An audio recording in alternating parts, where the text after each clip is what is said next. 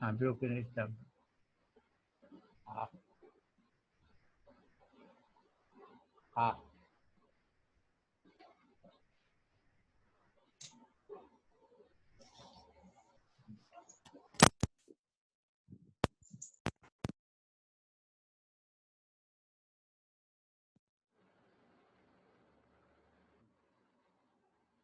હવે બોલો. હરિહર. હરિહર સ્વામીજી. હા હું બોલું છું, સાંભળો છો ને બધા? દરબાર તમે સાંભળો છો હું બોલું છું ઈ? જી સ્વામીજી, અવાજ આવે છે. આવે છે. અવાજ આવે છે? જી સ્વામીજી આવે. હા સરસ. હવે પારેખભાઈનો પ્રશ્ન છે કે દરેક વ્યક્તિને ભય છે, પ્રાણીઓમાં પણ ભય છે અને મનુષ્યોમાં પણ ભય છે. આ ભયનું કારણ શું અને ભય આવ્યો ક્યાંથી અને ભયને નિવારણ કેવી રીતે કરે, એ બધા એના પેટા પ્રશ્નો છે. હવે પહેલા સમજીએ કે ભય શું છે. ભય જીવ અને શરીરને નોખા પડવાનો અવસર જ્યારે આવે છે ત્યારે ભય થાય, અથવા તો શરીરને કાંઈ પણ થાય તો ભય ઊભો થાય. શરીરથી છૂટું પડવાનું આવે અથવા તો શરીરને કોઈ પણ જાતનું છેદન વિધન રોગ કોઈ પણ આવે ત્યારે ભય થાય. અને એવી જ રીતે પ્રાણીઓમાં પણ એમ જ છે. જીવને કોટેશન, જેમ શંખ છે, દરિયામાં શંખ હોય અને શંખને જ્યારે ભય ઊભો થાય ને, શંખમાં જીવડું હોય અને જીવડુંને જ્યારે બહાર હોય ને ત્યારે એને કાંઈક પણ ભય આવે તો શંખમાં ઘરી જાય, એટલે ભય વિયો ગયો. એવી રીતે મનુષ્યને શરીરને જો કાંઈ થાય તો ભય ઊભો થાય. ભય હંમેશા મૃત્યુનો જ છે, પણ એ તો મુખ્ય છે, મોટો ભય છે. પણ શરીરને કાંઈ પણ થાય તો ભય ઊભો થાય. એટલે શરીરને કાંઈ ન થવું જોઈએ, કારણ કે અત્યારે શું છે, ચાલુ અવસ્થામાં હું શરીર છું. અત્યારે બધા સામાન્ય મનુષ્યો જે છે એ લોકોમાં હું શરીર છું, એટલે હું શરીર છું તો આ શરીરને કાંઈ થવું ન જોઈએ. એ ભય ઊભો થયો ક્યાંથી? શરીર આવ્યું ત્યાંથી. હવે જો તમે તમારા મૂળ સ્વરૂપમાં જાઓ તો ભય નથી. તમારું મૂળ સ્વરૂપ શું છે? બ્રહ્મ સ્વરૂપ. બ્રહ્મ સ્વરૂપ પછી કાંઈ છે જ નહીં. એટલે તમે તમારા સ્વરૂપમાં જ નથી, એટલે તમને ભય છે. તમે તમારા સ્વરૂપમાં આવી ગયા પછી ભય રહેશે નહીં.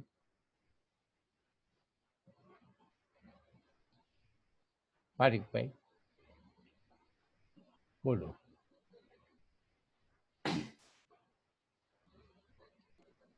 એ તો આપણે આત્મા તરીકે માનતા નથી, એટલે આપણે આત્મા તરીકે માનતા નથી એટલે. પણ જીવનમાં એક મિનિટ, જીવનમાં આપણે કોઈ પણ કાર્ય કરતા હોય, છોકરાઓ પરીક્ષા આપે કે આપણે કઈ બહાર જવાનું હોય છે ત્યારે અસફળતાનો ભય હોય છે. મને ઉભા રહી ગયો, આમાં કંઈક તકલીફ છે, કાઢી નાખ્યો એટલે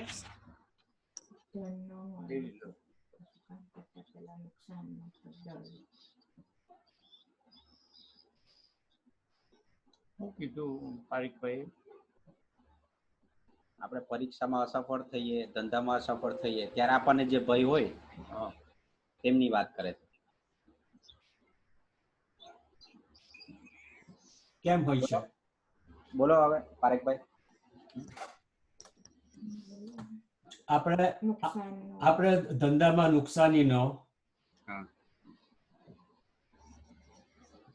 કેરિયરનો કે હા ફરી વાર કયો. અને ભવિષ્યનો શા માટે લોકોને ભય હોય છે? ધંધામાં નુકસાની, ભણવામાં છોકરાઓને, એ શા માટે ભય હોય છે? એ ભય જુદો છે. એ ભય નથી. તમે જે ધારેલું કાર્ય છે એ પ્રમાણે ન થાય એટલે તમને ભય. તમે ધારો છો, ધારવાની સત્તા તમને નથી. મેં આ ટેબલ વેચવું છે તો મારે એના 500 રૂપિયા આવવા જ જોઈએ, એ અધિકાર તમારો નથી. તમારે વેચવાનો અધિકાર છે પુરુષાર્થ કરીને, પણ મારે આ ટેબલના 500 આવવા જોઈએ એ અધિકાર નથી. કર્મ કરવાનો અધિકાર છે, ફળમાં નહીં.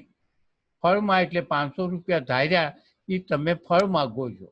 હવે ફળ માગો છો એટલે ફળમાં તમારો અધિકાર નથી, અને છતાંય તમે માગો, અને પછી એ ન થાય એટલે તમને ભય લાગે કે નહીં થાય, આ 500 રૂપિયા નહીં થાય તો 500 રૂપિયા. તમે જે ધારો છો એ પ્રમાણે ન થાય એટલે ભય થાય. તમે ધારો છો શું કામ? તમને ધારવાની સત્તા જ નથી. તમને એટલે બધાને, તમામ મનુષ્યને. તો આ ભવિષ્યનો ભય શું છે? એ સેમ જ વસ્તુ છે? ભવિષ્યનો ભય શું છે? સરખું જ છે. ભવિષ્યનો ભય કે ભવિષ્યમાં આવું થશે, શું થશે મારું. હા, એ જ. તમે આજે છે ભવિષ્ય, એટલે ભવિષ્યનું તમે એક ઇમારત કરી રાખી છે કે 20 વર્ષ પછી મારે આમ કરવું છે તેમ. હવે આવો તમે ઇમારત કરી રાખી, એનો અધિકાર તમારો ખરો? હવે એવી ઇમારત ન થાય એટલે તમને ભય થશે કે નહીં થશે કે નહીં થશે. તો તમે કહ્યું એ પ્રમાણે ભય બે જાતના છે કે એનાથી વધારે છે બીજા? બે જાતના નહીં, એનો એ જ ભય છે. શરીરનો જે ભય છે ને, મૃત્યુનો જે ભય છે ને, એ ભય બધા બીજી રૂપમાં આમ છે સમાજમાં તમારા. સમજ્યો. ભય આપણે ઊભો કર્યો છે, ભય હકીકતે નથી.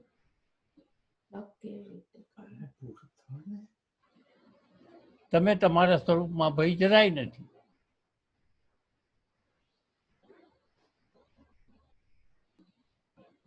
તું જરા ઊંચો થા ને. મિતેશભાઈ ને આખો છે. હા, હવે મિતેશભાઈ. હા, હવે દેખ, હવે બરાબર. હા, બોલો બોલો. અરે પારેખભાઈ. હા, તો ચલો ભય તમે સમજાયું પ્રાણી માત્રમાં કેમ છે, તો હવે એના મૂળભૂત કારણોમાં તમે એ સમજાયું. પણ ભય મુક્ત થવાના ઉપાયો અને જીવનમાં કેવી રીતે અમલમાં કરવા? ભય મુક્ત થવાના ઉપાયો અને જીવનમાં કેવી રીતે અમલ કરવા? હું સમજી ગયો. હવે જુઓ, એનો જીવનમાં ઉપાય તો એ તમે તમારા સ્વરૂપમાં આવો. તમારું સ્વરૂપ શું છે? બ્રહ્મ સ્વરૂપ. એમાં ભય બિલકુલ નથી. અને જીવનમાં તમે એમ રાખો કે જે કંઈક થવાનું છે એ પરમાત્માની ઈચ્છાથી થાય છે, અથવા તો મારા સંચિત કર્મનું ફળ છે. એટલે પછી જે થયું, તમે ધાર્યા 500 રૂપિયા ને તમને મળ્યા 300 રૂપિયા, તો 300 રૂપિયા એ તમારે માની લેવાનું કે આ 300 રૂપિયા મારા કર્મનું ફળ જ છે. તો પછી કાંઈ ભય નહીં રહે. જે કંઈક તમે અગાઉ તમે નક્કી ન કરો, બરોબર, એ તમારું જીવન. અગાઉ તમને ચોખ્ખું કીધું છે કર્મ કરવાનો તને અધિકાર છે, ફળમાં નહીં. ફળ તમે કોઈ પણ રીતનું જુઓ છો, કાં તમે વખાણનું ફળ જુઓ, કોઈનું પૈસાનું ફળ જુઓ, કોઈના બીજી રીતનું જુઓ. જુદી જુદી રીતે ફળ અનેક જાતના છે. ફળનો તમને અધિકાર નથી, અને તમે લઈ લ્યો છો એટલે ભય. આપણે લઈ લેવાની જરૂર નથી, આપણે લેવાની જરૂર નથી. ચોખ્ખી વાત કરી છે, કર્મ કરવાનો તને અધિકાર છે, ફળમાં નહીં. હવે એ ફળમાં નહીં તો પછી આપણને નથી છતાં આપણે લઈ એટલે એક પ્રકારનો ભય ઊભો થયો. બરોબર મનોજ? આપણે પારેખભાઈ? હા, બરોબર, સમજ્યો. હા, તો હવે બીજું કાંઈ પૂછવું છે કે બીજાને આપણે કહીએ? બીજાને કહો, પછી હા. કે આગળ હશે તો જણાવીશ. હા, ભલે ભલે. હરિહર. હરિહર. હાલો બાપભાઈ. બાપભાઈ, જે બાબુભાઈ જે કંઈ પ્રશ્ન પૂછવો હોય, મીનાબેનને પૂછવો હોય. હવે હરિહર સ્વામીજી, હરિહર હરિહર. હવે ઘણીવાર સ્વામીજી આપણે ઘણા પ્રસંગોમાં સાધુ સંતોને મળીએ અથવા તો આપણા જીવનકાળમાં ઘણાને એવો ભેટો થાય છે, તો સાચો બ્રહ્મનિષ્ઠ અને સામાન્ય જીવતો વ્યક્તિમાં જે સંસારમાં કાર્યો કરે છે એ બધા સરખા હોય છે, કે છાપું વાંચવું, રસોડાનું કામ કરવું, બહારનું બીજું કામ કરવું. અને ઘણા એવા બ્રહ્મનિષ્ઠોના જીવન ચરિત્રમાં આપણે જોયું છે, રમણ મહર્ષિએ રસોડા જતા હતા. તો આ બેનો જે તફાવત છે એ કેવી રીતે આપણે ઓળખી શકાય સ્વામી? એટલે એ જે બાહ્ય કર્મો કરી રહ્યા છે એ આખું નાટક છે.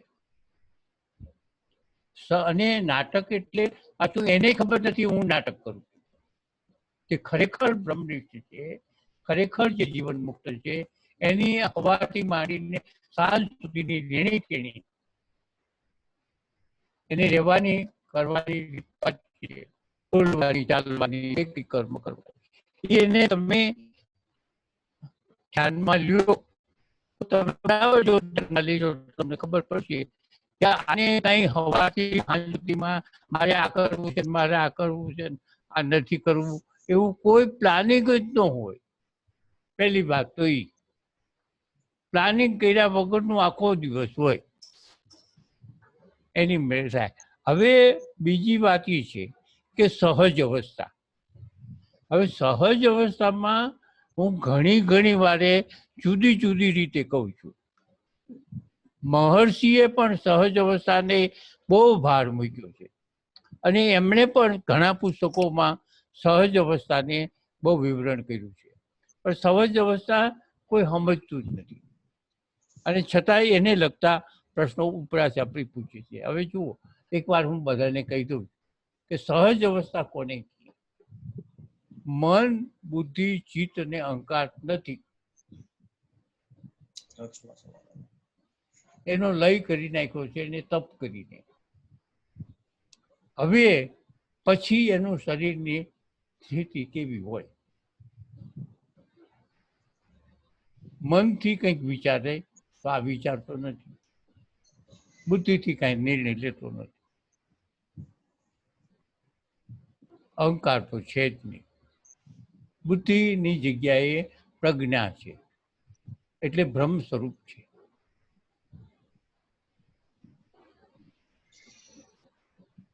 હવે એવી વ્યક્તિ જે કર્મ કરતી હોય, કારણ કે પ્રજ્ઞા તો છે જ, પ્રજ્ઞા એટલે બ્રહ્મ સ્વરૂપ છે, એટલે બધું જાણે છે. બધું જાણવા છતાંય પોતે બ્રહ્મ સ્વરૂપ હોવા છતાં પોતે નાના એવા છોકરાના જેમ પોતે રહે છે. કારણ કે કોઈ હઠ નથી, કોઈ જરૂર નથી મારે આ જ જોઈશે ને મારે આ જ જોઈશે ને અત્યારે જ જોઈશે, આવું જ જોઈશે, કાળું જ જોઈશે, પીળું જોઈશે, કાળું જોઈશે કે આવું શાક જોઈશે. કોઈ પણ જાતની એનામાં એ ન હોય હઠ કે આગ્રહ. કારણ કે આગ્રહ કોનો છે? આગ્રહ કોણ કરે છે? અહંકાર, મન, બુદ્ધિ, ચિત્ત. તો એ જો ન હોય તો એ કેવું હોય? તો પ્રજ્ઞા સ્વરૂપ જ છે, માત્ર બ્રહ્મ સ્વરૂપ છે. હવે એમાં એને કોઈ નથી, રાગ નથી, દ્વેષ નથી, કાંઈ નથી. સમજે છે એ બધું, સમજવા છતાંય નાટકના રૂપમાં બધું કે પ્રજ્ઞા તો છે.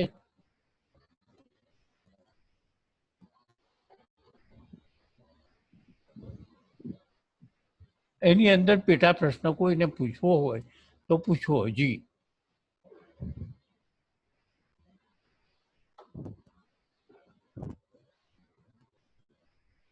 પૂછો, સમય છે ઘણો.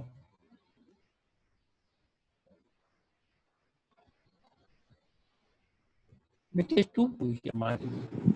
સંતોષ થયો? સંતોષ થયો? સંતોષ તો સ્વામીજી એમાં એક અંદરથી એવું પણ વિચાર આવે સ્વામીજી કે હવે દાખલા તરીકે 80 વર્ષની કે 85 વર્ષની બ્રહ્મનિષ્ઠની એને શરીરની ઉંમર લીધી અને એ 40 વર્ષે મુક્ત થઈ ગયો અથવા 50 વર્ષે મુક્ત થઈ ગયો, તો મુક્તિ સાથે 50 વર્ષની ઉંમર પછી જે જીવન શેષ રહે છે અને જે પહેલાનું જીવનમાં જે બદલાવ આવ્યો સ્વામીજી, એ તો આંતરિક આવ્યો. બાહ્ય જીવનમાં તો હવે બાહ્ય જીવનમાં તો જે એનું સામાન્ય જીવન છે, તો એ એવું જીવનને જાણવું કેવી રીતે સ્વામીજી?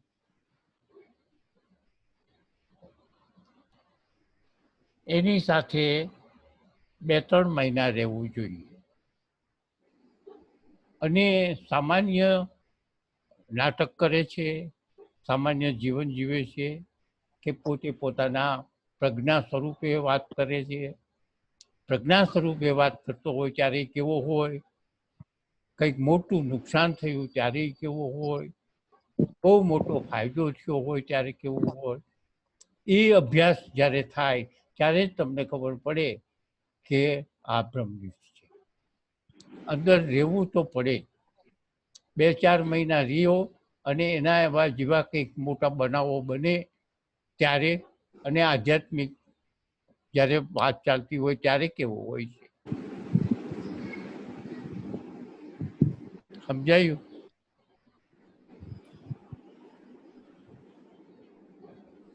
તો એમને તો કર્મ કોઈ દોષ નથી ને સ્વામીજી? ના, કારણ કે કોઈ સંકલ્પથી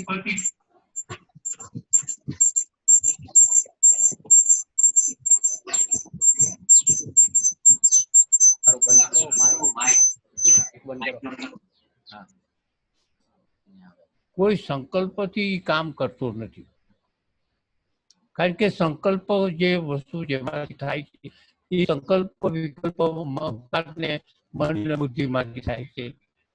તો સંકલ્પ વિકલ્પ તો છે જ નહીં. બરાબર? એટલે હવે એને જે જાણ પડે, જે સામે આવે એ કર્મ કરે. તારો પ્રશ્ન પરિવાર આ બહુ અવાજ આવ્યો એટલે ભૂલાઈ ગયો. અવાજ નથી આવતો સ્વામી. તારો પ્રશ્ન શું હતો એ પરિવાર કે? હરિહર. હરિહર, તારો પ્રશ્ન શું હતો એ કે તો પરિવાર. એટલે સ્વામી જીવન મુક્ત કોઈ પણ કાર્ય કરે, હા, કેમ કે એક જગ્યાએ એવું લીધું છે કે બ્રહ્મનિષ્ઠ સંતાન ઉત્પત્તિ એ કરે છે, એવી એક જગ્યાએ બહુ કડક શબ્દોમાં એમણે લખ્યું છે. હા, તો આનો શું રહસ્ય છે સ્વામીજી? એને શરીર વાટી થઈને જે કંઈક ક્રિયા થાય છે એના પરિણામની સાથે એને કોઈ સંબંધ નથી. શરીર જે છે એમાં અમુક જે ક્રિયાઓ થાય છે એના પ્રકૃતિના ધર્મ થાય. હવે પ્રકૃતિની અંદર જે છે, પ્રકૃતિની અંદર જે વંશવૃદ્ધિ, વાત્સલ્ય, પછી શું છે બીજું આપણે વાત થઈ છે, વંશવૃદ્ધિ, વાત્સલ્ય, સ્વયંને બચાવવું સ્વામી. આ સ્વરક્ષણ, અને હજી એક છે, એટલે એ બધું પ્રકૃતિનો ધર્મ છે.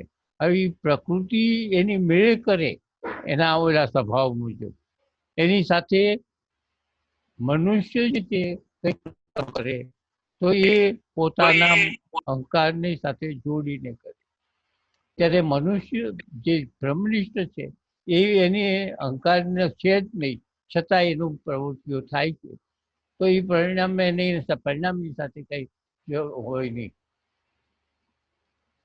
સમજાણું? બરાબર સમજાણું? એટલે એનું શરીર જે પ્રવૃત્તિ કરતું હોય એમાં અહંકાર જોડાયેલો ન હોય. જે શરીર કામ કરતું હોય એમાં અહંકાર જોડાયેલો હોય તો એને કર્મના બધા બંધનો છે. શરીર જોડાયેલું ન. દાખલા તરીકે પશુઓમાં વંશવૃદ્ધિનું તો છે જ. વનસ્પતિમાં વંશવૃદ્ધિનો ગુણ છે. વનસ્પતિમાં વંશવૃદ્ધિનો ગુણ છે અને એની જે ક્રિયાથી થાય છે.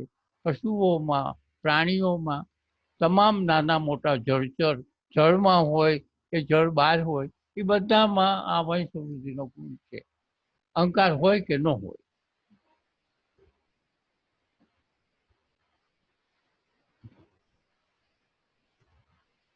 એટલે એ રીતે માણસો હોય છે. એટલે જે મહર્ષિ છે એ બરાબર કીધું. આપમેળે થાય એવા એના સંજોગો થાય તો પોતે ઊભું નથી કરતો, પરંતુ એને એવા સંજોગો ઉભા થાય તો એવું થાય.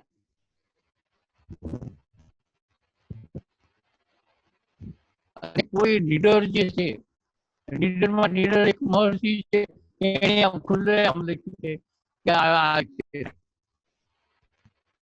બાકી ભયમાં છે બધા કે લખી નથી શક્યા. હું કઉ છું કે મહર્ષિએ કીધું છે બરોબર કીધું, સમજતું કીધું. એક દાખલો જ દીધો છે.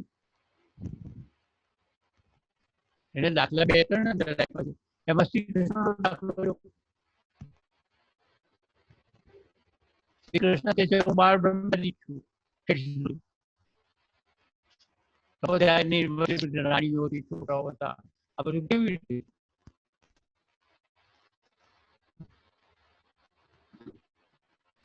હવે સમાધાન શું ભાઈ? હવે તો બીજો પ્રશ્ન પૂછો.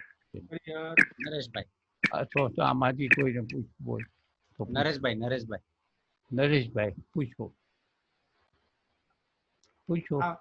પ્રભુ હરિહર. હા, હવે જે જીવન મુક્ત સાધુ હોય, જે જીવન મુક્ત, પછી એને તો મન બુદ્ધિ સીધ અહંકાર કાંઈ નથી, એટલે એને કઈ કર્મ ની લેવા દેવા નથી. પણ એનું શરીર કાંઈ પણ કર્મ કરતું હોય, એનું શરીર, એના શરીરથી જે કાંઈ કર્મ હારું મોડું થતું હોય, જે નિત્ય જે થતું હોય એમાં, તો એને કાંઈ એના કર્મનું કાંઈ હોઈ શકે? કરેલું કર્મ નાશ ભોગવ્યા વગર નાશ થાય. એ શાસ્ત્રનો આધાર. સાંભળ ભાઈ, કર્મ કરેલું જે હોય શરીર વાટે થયેલું ભોગવ્યા વગર નાશ થતો નથી મનુષ્યનો.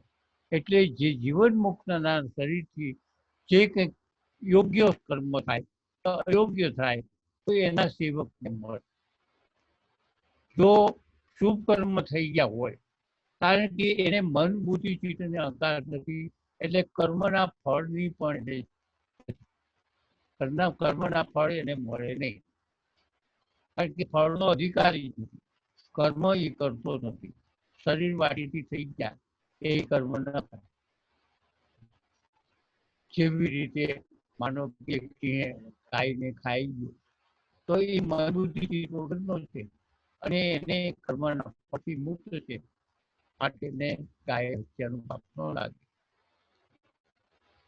એવી રીતે આ જે છે મન બુદ્ધિ વગરનો છે, જે સંત જે છે તે, અને એનાથી શું કર્મ થયા હોય એની જે સેવા કરતો હોય એને મળે ખરા કર્મ.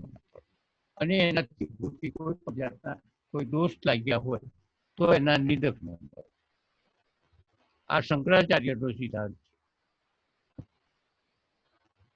જે સારું હોય એની નિંદા કરે એને એના કર્મના ફળ મળે, અને શુભ કર્મ કર્યા હોય એના સેવકને મળે, એની સેવા કરતો હોય.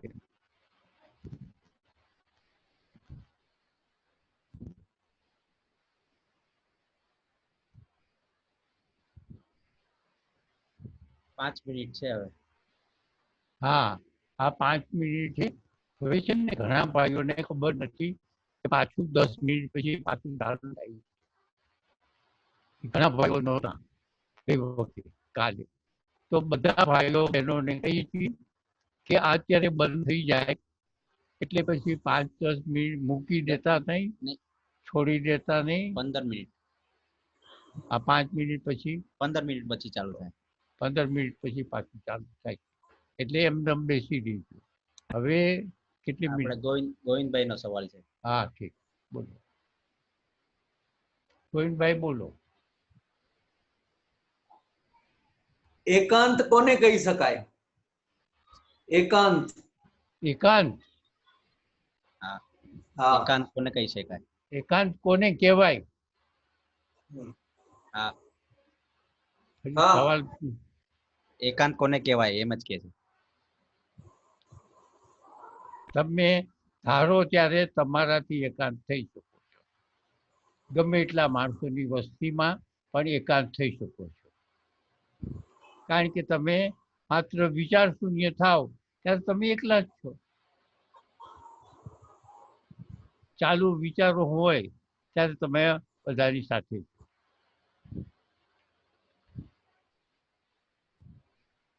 હરિહર.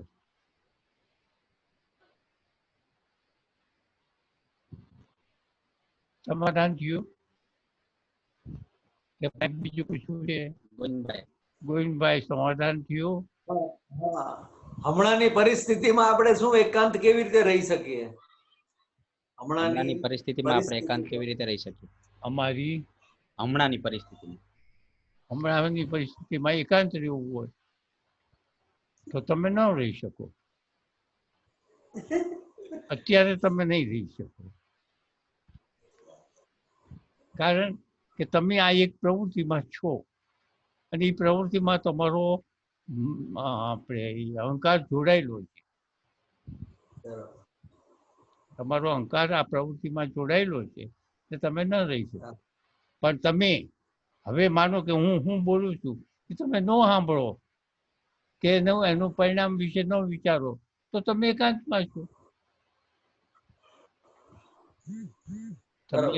તમે ક્યારેક તમે ઘરે બેઠા હો એકલા, તમારી પાસેથી કોઈ પસાર થાય અથવા તો તમે ચાનું કીધું, તમારી ટેબલ પાસે ચા આવી ગઈ, તમે ચા પી લીધી, તમારા કપ કે બે વિયાઈ ગયા, પછી 10 મિનિટ પછી મેં ચા મગાવી કેમ હજી આવી નહીં? એ તમે એકાંતમાં હતા. સમજાણું? સમજાણું?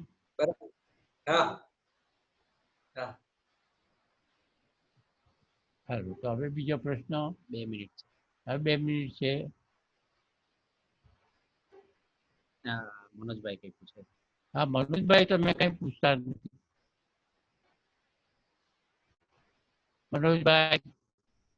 હા સ્વામીજી, તમારો અવાજ નથી આવતો. મારો અવાજ પહોંચતો નથી. મારો અવાજ પહોંચતો નથી સ્વામીજી. હા, હરિહર. હા, હરિહર. હવે માન અપમાન ને પ્રારબ્ધ સાથે મતલબ ખરો સ્વામીજી? માન અપમાન નું પ્રારબ્ધ સાથે મતલબ ખરો? માન અપમાન? હા. 1 મિનિટ. પ્રારબ્ધ સાથે સંબંધ ખરો. પ્રારબ્ધ સાથે સંબંધ ખરો. હવે કેવી રીતે? કારણ કે તમે એક જગ્યાએ ગયા, તમને કોઈ પણ જાતનું પરિણામની ખબર નથી કે આ જગ્યાએ મારે આજે હું મળવા જાઉં, પરિણામની ખબર નથી. હવે તમને ત્યાં માન મળ્યું કે અપમાન મળ્યું ઓચિંતાનું, કલ્પના કર્યા વગર, માનસિકમાં કોઈ પણ જાતનું કલ્પના કર્યા વગર જે કંઈક ઓચિંતાનું ફળ મળે એ માન અપમાન હોય કે પૈસા મળે કે પૈસા જાય કે ગમે નુકસાન થાય કે ફાયદો થાય, આ બધું કર્મનું ફળ છે. સમજાણું પ્રભુ? ટાઈમ પૂરો. હવે 15-20 મિનિટ પછી 15 મિનિટ પછી બધા આવો પાછા આપણે ફરીવાર મળીએ. અત્યારે એ થઈ ગયું છે. હરિહર. હરિહર હરિહર સ્વામીજી. હા હરિહર.